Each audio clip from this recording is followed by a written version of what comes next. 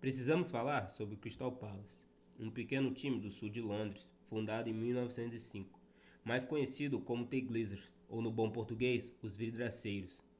Aqui quem fala é MSS e você está no canal Talk MSS. Você deve estar se perguntando, Crystal Palace? Aquele time que o John Textor é proprietário? Você acha que é o mesmo Textor que comprou o Matheus França pro Palace para emprestar pro Botafogo depois? Sim, é ele. Brincadeiras à parte, sim, o Crystal Palace. Muitos devem estar se perguntando o que eu teria para falar de um time de meio de tabela da Premier League, sendo que tem o Big Six, o Aston Villa na Champions, etc. Pois bem, estou aqui para facilitar o seu entendimento sobre o mesmo. Um time que vem numa crescente muito interessante, principalmente esse ano de 2024 na Premier League, com 8 vitórias, 4 empates e 6 derrotas. Derrotas essas sendo 4 para o Big Six, então é compreensível e natural perder. Outro ponto a se citar é que eles fizeram as últimas 7 rodadas da Premier League de maneira avassaladora. Muito mérito desse desempenho vem do técnico Oliver Glasner, com um futebol encantador ofensivamente e defensivamente sólido. Também podemos falar sobre o quão bom coletivamente esse time está, com pouco tempo de Glasner, já que o mesmo assumiu a equipe em fevereiro de 2024. Desejado por Bayern de Munique, que está sem técnico no momento, ele simplesmente rejeitou o time da Baviera e preferiu o projeto do Palace. Os dirigentes do Crystal Palace ainda aproveitaram a situação e falaram que venderia o técnico por 100 milhões de libras, tipo hilário. Mas como nem só de pão vive o homem, nem só de técnico vive o futebol. Precisamos falar sobre os 11 iniciais titulares desse time, sendo 2 deles destaque muito importante da liga, na temporada 23-24. Começamos pelo goleiro, Dan Henderson, goleiro que foi praticamente chutado do Manchester United. Um bom goleiro, que só não era titular na época porque tinha De Gea.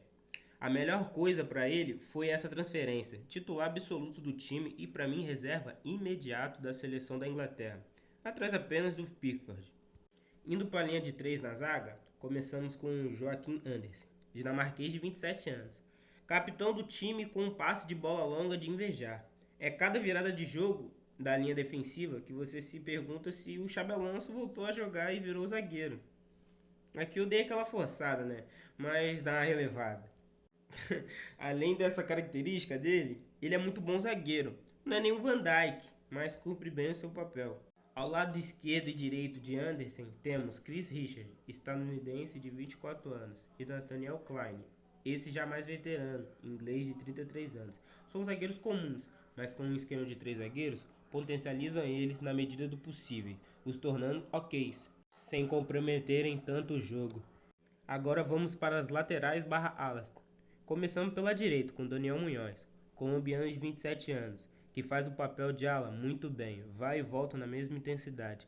É o mesmo lateral que fez um golaço no 1 a 0 entre Espanha e Colômbia, num passe absurdo do James Rodrigues, para a linda jogada de Luiz Dias que cruzou na área para o mesmo fazer. Contratação muito importante do Palace na janela de inverno, jogador muito subestimado. Indo para o lado esquerdo, temos Tarek Mitchell, inglês de 24 anos. Esse já mais defensivo do que o Munhoz, mas com o poder de desarmar até C4. Se eu não estou enganado, foi o quinto jogador da Premier League com mais desarmes. No esquema de 3 zagueiros, esse tipo de ala se dá muito bem, por conta da liberdade que são lhes dada. Agora indo para a meiuca, temos 2 jogadores. O primeiro é o Will Hughes, de 29 anos, é inglês. Uma espécie de volante e meio campista, com uma influência no jogo da famosa transição defesa e ataque. Não costuma errar tantos passes, que facilita o jogo como um todo, mas não é nenhum Toni Kroos, né? O outro é o recém-chegado, Adam Wharton, de apenas 20 anos, jovem promissor que já chegou sendo titular absoluto e merecidamente foi convocado para a Eurocopa pela Inglaterra. Provavelmente será reserva, porque a concorrência é grande. E é muito bom ser convocado para a Eurocopa, mesmo sendo reserva, bom que pega uma experiência. E um grande milagre que o técnico Southgate começou a olhar esses jovens jogadores. Achei que ele iria morrer abraçado com o Henderson e aquele resto da panela dele.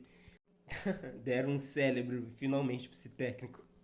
Agora indo para a parte ofensiva, atrás do camisa 9, temos 2 excelentes jogadores como segundo atacante no apoio. Eu não vi Bebeto e Romário, mas vi Eze e Olise. 2 jogadores com uma sintonia incrível, parecendo até irmão. O Eze, de 25 anos, convocado para a Eurocopa pela Inglaterra, Joga de meio atacante e flutuando como segundo atacante. Muito rápido e ágil, boa finalização e extremamente importante nesse time.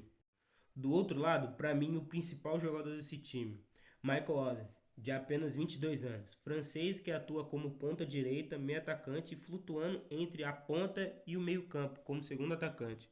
Um jogador, na minha visão, muito completo, arma jogadas como playmaker, finaliza muito bem e tudo isso numa calma absurda, mano, de ficar assustado. É muito bom vê-lo jogar. O problema mesmo são as lesões. No quesito físico, ele é meio inconsistente, mas ele, saudável, é top 5 jogos da Premier League fácil. E papo reto, com todo respeito, o Michael Ollis merecia ser convocado para a Eurocopa no lugar do Barcola. Os dois não participou do ciclo de jogos da França, então para mim era Ollis, fácil, por ser muito mais jogador. Enfim, né? Por último, mas não menos importante, o 9 artilheiro do time, JP Mateta, ou Jean-Philippe Mateta, francês de 26 anos. Bom centroavante que lembra muito Lukaku pelo seu pivô muito bem executado. Sintonia com Ezioles facilitando o jogo deles e a si próprio. Nos últimos 6 jogos teve envolvimento em 10 gols, sendo 9 gols e uma assistência. Foi o artilheiro do time na Premier League com 16 gols, sendo titular em 25 jogos nos 35 possíveis. Também foi o líder em participações em gols do time na Premier League com 21.